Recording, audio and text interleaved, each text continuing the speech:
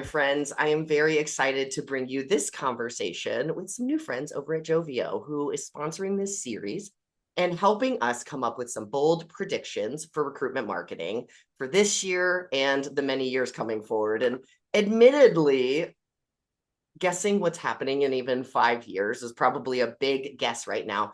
But I have a guest with me who is one of the very rare exceptions and is a founder who actually knows this industry and has been in this industry even longer than I have. But before I start gushing over how great you are, why don't you introduce yourself? Oh gosh.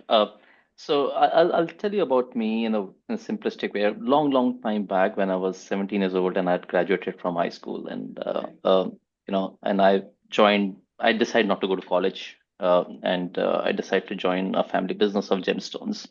One of the things I learned is the world is going to remember you by the impact you create, and if you want to help the people in the world, give them jobs, right? Employ them, help people find jobs because you make them self-sustainable in that sense.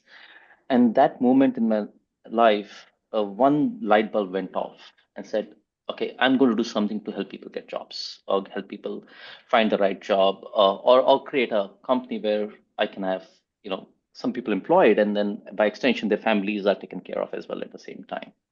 So that's kind of what drew me.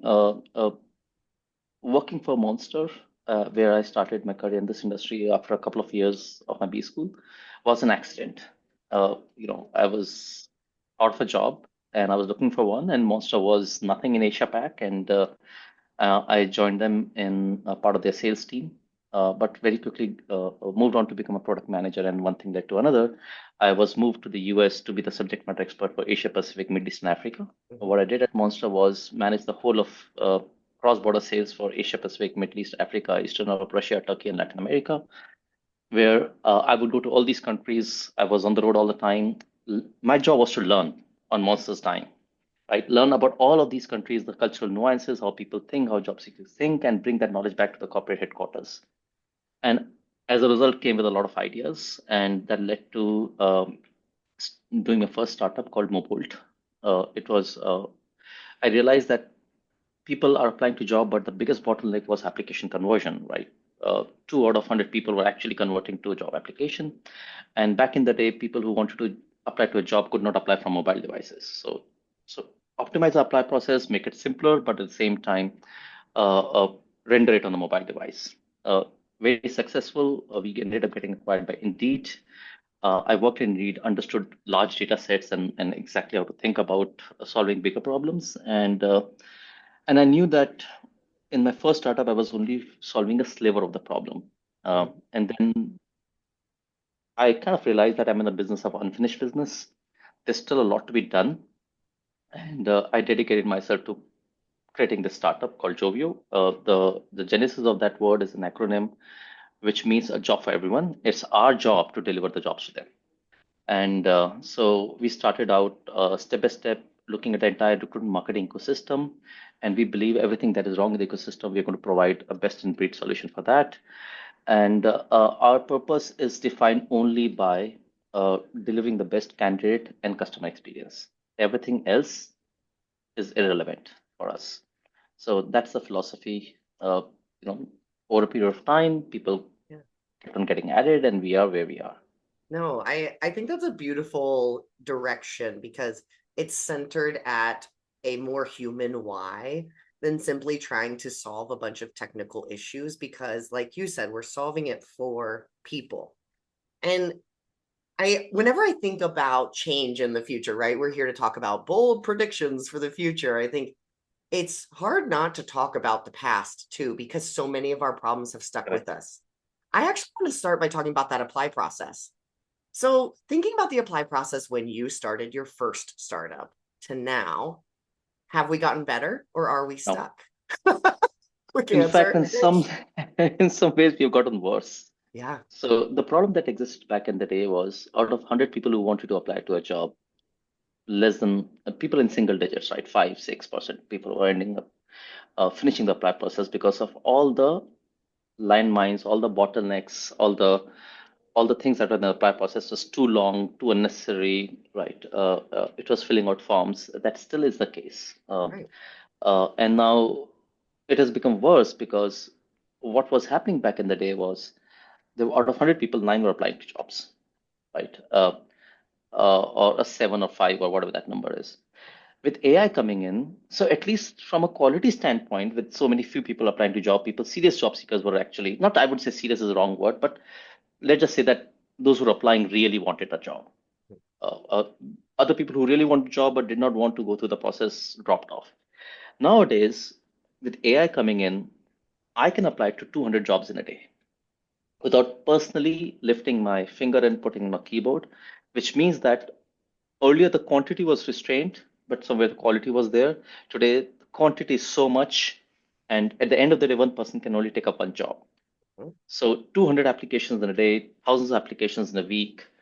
There is so much of quantity, and they are all relevant job seekers, right? These are all real job seekers. These are not fake job seekers.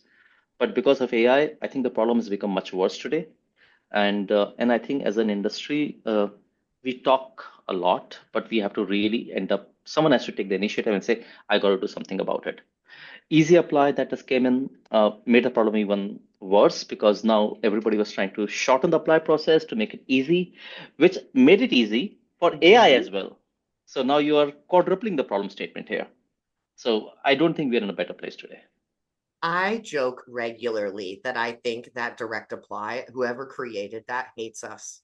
They hate recruiters and they just thought, and it's another, I think it's a classic example of how many founders approach this problem is thinking it's a technical problem when I actually think it's about understanding people's behavior and creating pathways in order for them to show their intent in a way that helps us align great people with great work instead of trying to play this game because I'm hearing what you're saying, right? Or initially the apply was created as a benchmark or a wall to stop everyone from coming in and it became harder and harder because that's how we thought they could show their intent of caring.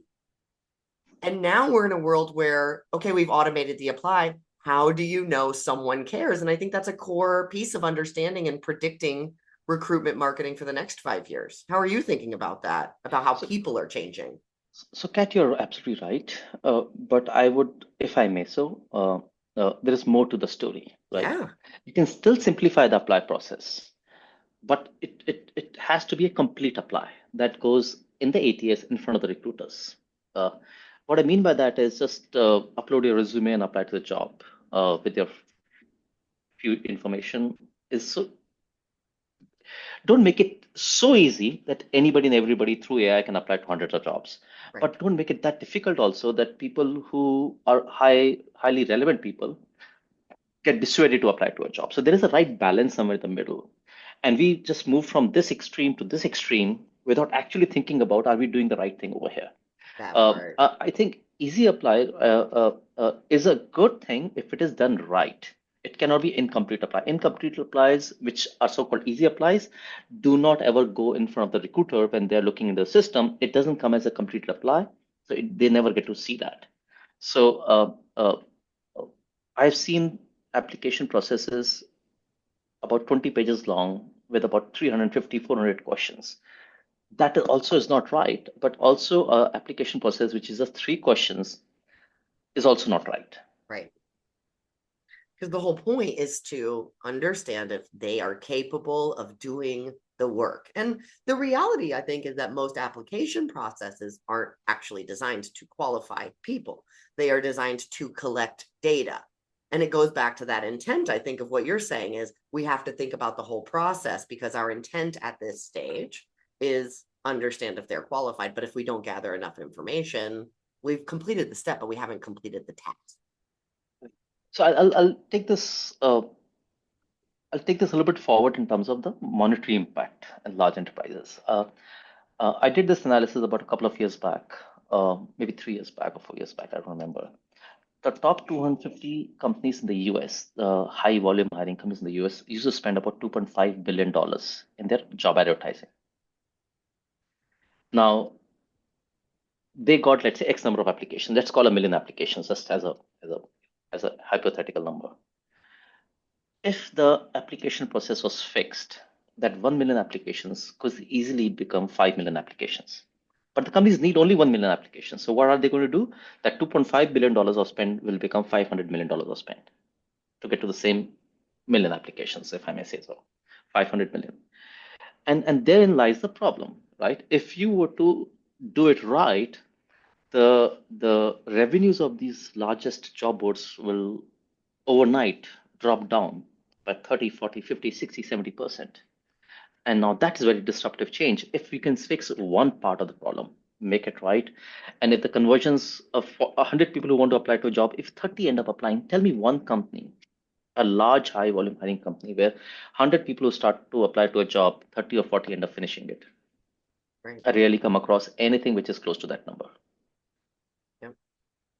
Because they're swimming in the sea and they still haven't automated the right things. And I think you're pointing and like putting your finger right on a lot of, I think we are approaching those like seismic issues that fundamentally changed the industry. Because, like you, I've been here a really long time. We're approaching the 20-year mark.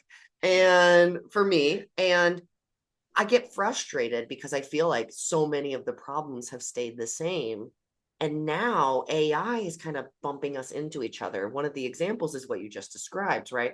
And so I live in the world of job postings and I watch people generate generic job postings. Then now we have candidates who can generate generic resumes based off of this generic job posting. And we feed it into machines that say they're AI, but they're really matching keyword to keyword, which is about as smart as the title search on monster.com, right? Where if you spell it wrong, you get nothing.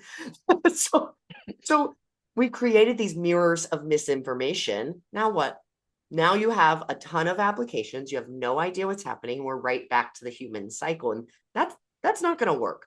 So let's talk about our bold predictions for the future, because before we hit the record button and let everyone else tune in, we were starting to approach ours. And I think both of us have this idea of like, the bigger, the better. Let's dream of the Everest. And we don't need to know every single step to get there, but let's go to the big vision and work towards there. And so, talk to me about your big vision. Like, what's kind of the one big change you think no one is expecting in the future of recruitment marketing? Uh, in the world, and I'm not saying that will happen tomorrow, Of right? course. AI has to get better a few notches. But when it gets there, and the speed at which it's getting there is like a geometric progression. Rate of Mhm. progress is becoming faster and faster every single day. When it gets there, I truly worry about the state of industry where companies are going to need less people to do the same number of tasks, which means that there will be less and less demand for people to be hired, which means that uh, companies will continue to grow and expand without needing more people. And I'm talking about very, very high level. And as a result, I think generally speaking, it's not going to be good because humans are there, right? And a lot of humans are going to be without a job. Uh, so from that perspective, I think that change is happening because robotic. So it's the real true change will happen when the software and hardware will become truly one, right? Mhm. Robots would start thinking of doing manual physical tasks. Large delivery companies will only need people for last mile delivery. They will not need people to transport bulk goods from city A to city B and things like that. Warehouses, you're going to see a lot of robots,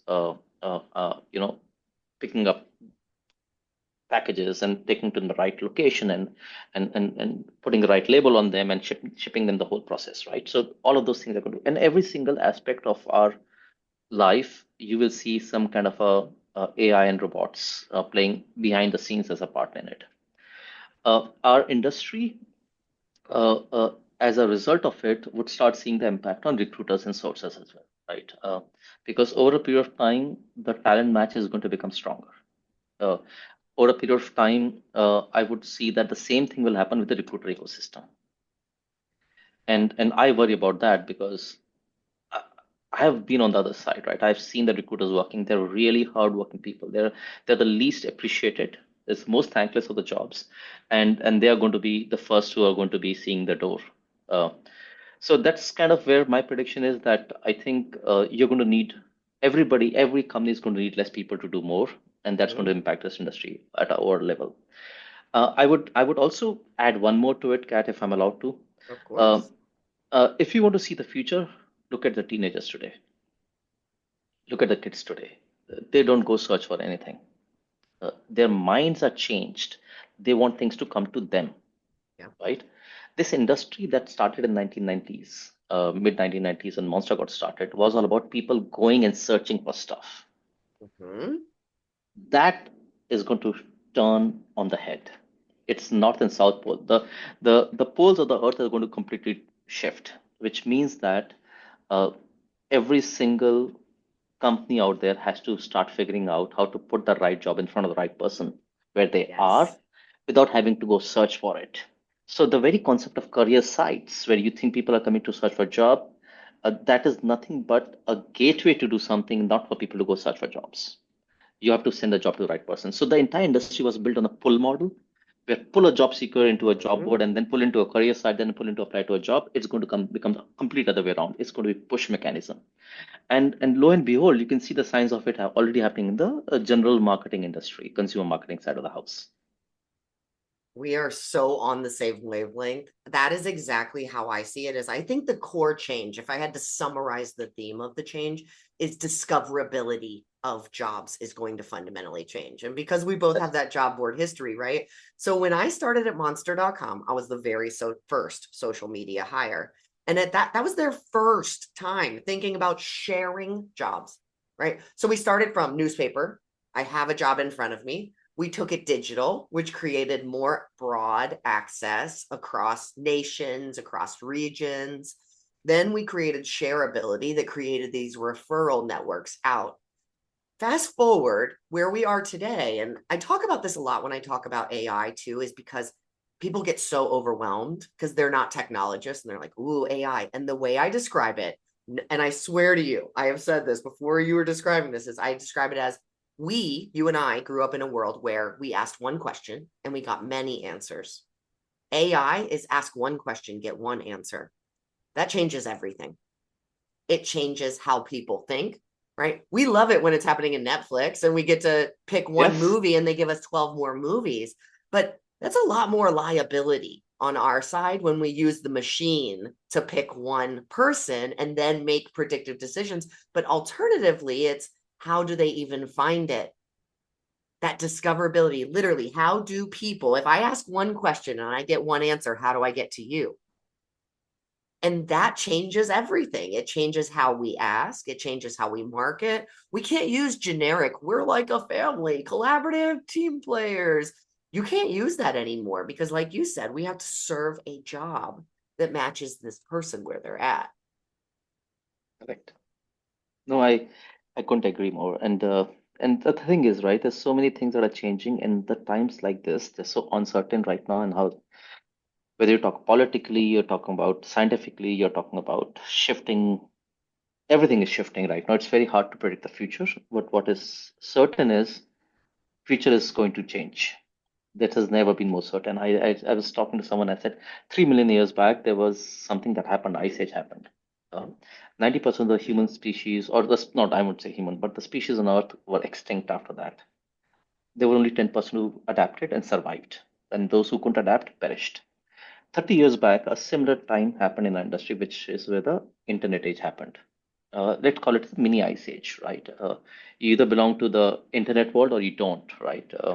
That happened. But I think this is truly the ice age movement for humankind, and so is for our industry. Either you adapt, understand, and use AI for the right ways, and not as a patch. You truly have to internalize what it means, use it in the best possible way, or be ready to be perished. When you think about the skills of the future recruit, because you said 10% survive, so let's apply that math to the world of recruitment marketing. If 10% of recruitment marketers survive, what skills are they going to need to adapt? Human skills, Mhm. empathy, ingenuity, holding a conversation, convincing someone, not a robotic way, but think of all the administrative tasks. A recruiter does about 70 to 80% of the task is administrative in most parts.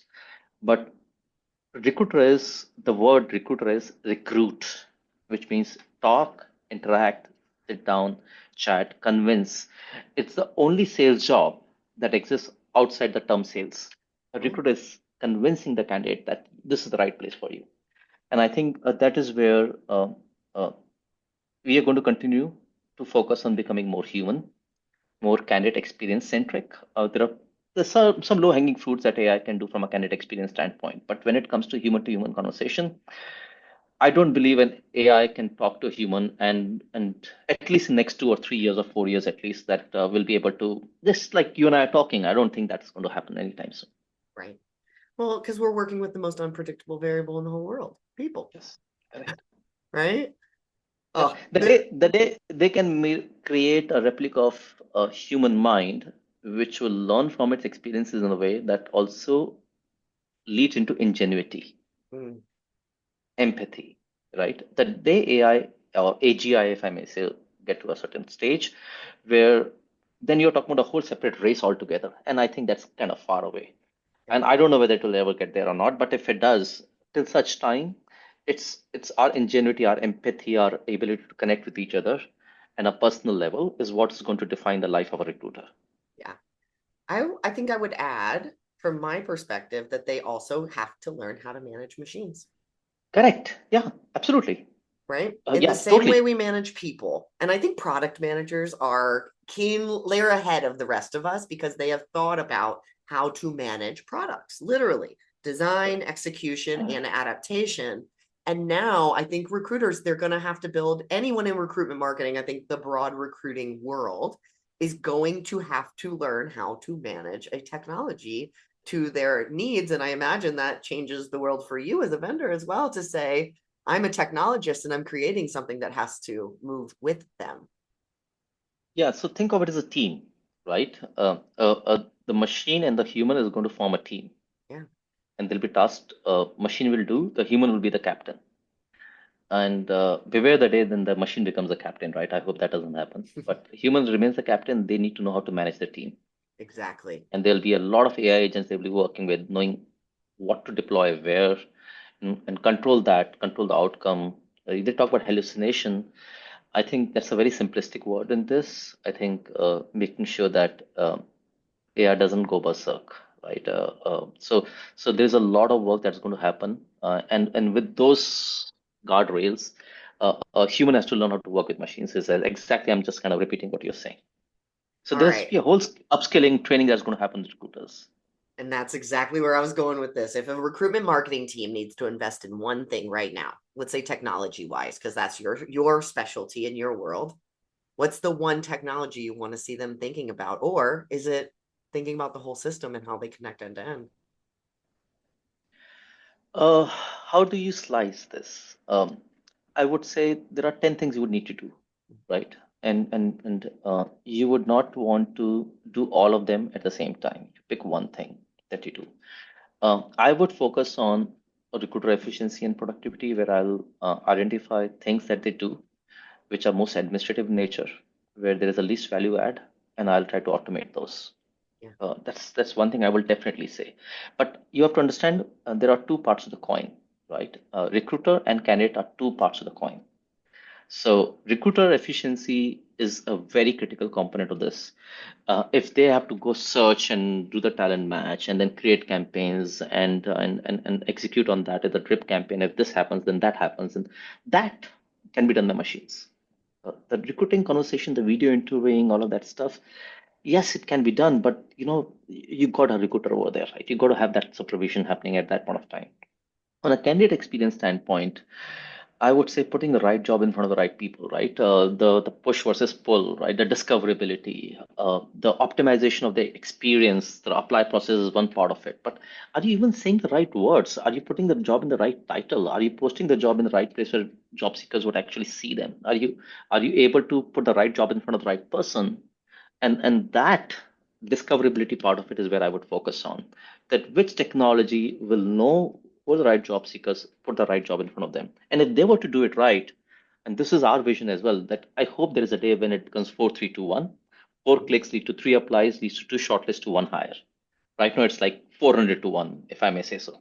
Yeah. So I think that is where the recruitment marketing technology, from a candidate experience standpoint, have to think of change, but this cannot be incremental change. It has to be a exponential change. You have to think it ground up differently. So you pick one part, whether you want to optimize your apply process or you want to optimize your retargeting or look-alike audience, as we may say. I'm oversimplifying it, but who are the right people that I can put a job where I can anticipate that I'm going to have requirement. These are the right people, and put a job in front of them through using this medium with this kind of messaging, this kind of creating creative that will resonate the most. So you pick your battle, but pick one battle, do it right, then move to another one, is the way I would go about saying it. Yes. And I would add the soft skill of asking really good questions, teaching your team how to ask great questions, because ultimately, I don't think we're going to get to that Everest if we don't fail liberally and ask a lot of questions along the way. So, I love this conversation. I feel like I could talk to you for 2 more hours, and I'm going to figure out a way to make that happen, but not on video. How can people get in touch with you and learn more about your vision and how Jovio is changing the world of recruitment marketing? My email is ksj@jovio.com. My phone number is 650-661-9662. Anybody who's passionate about solving a problem, anybody who believes that with their contribution we can make a dent in the universe, I would always find time love to talk to that person. And we exist for a purpose, for a mission. There is a reason why in our ecosystem, in our space, we are the only ones which are independent, which have not been acquired. It's out of choice. If we would have wanted to, we would have been acquired long time back. And we are doing it because we really, really want to stay true and independent and agnostic, and make sure we do it right by the candidates as well as by the recruiters. So if you are crazy about that, if you're passionate about that, I think we'll make two great minds together. And I am very confident that the people who love the kinds of ideas that I put out there are fully 2 feet in on that mission, and they are definitely going to be reaching out to you. So it was so nice to have this conversation. Thank you Likewise. so much for your time. Thank you, Kat.